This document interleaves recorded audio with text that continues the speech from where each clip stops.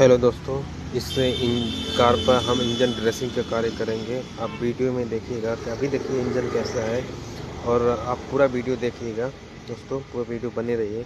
आप वीडियो देख सकते हैं कि इंजन कोटिंग, इंजन ड्रेसिंग का कार्य शुरू हो चुका है। और आप लास्ट में वीडियो में देखिएगा कि दोस्तों पहले इंजन कैसा था, अभी कैसा दिखेगा। आप वीडियो में बने रहिए, पूरा वीडियो वॉच करिए।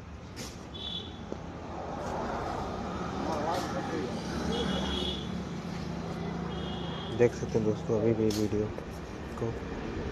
तो अगर आपके पास कार है दोस्तों, को इस वीडियो में काफ़ी लोग, मैंने वीडियो अपलोड किया तो काफ़ी लोग बोलते हैं कि फालतू चीज़ें हैं, बकवास है। दोस्तों आपके सामने वीडियो में है, आप देख सकते हैं कि कैसा रिजल्ट आ रहा है, आपके सामने है दोस्तों। लास्ट में आप वीडियो में देख सकते हैं, आप देख सकते हैं दोस्तों वीडियो में अभी कंप्लीट हो चुका है। वीडियो में काफ़ी शाइनिंग है, काफ़ी चीज़ें जो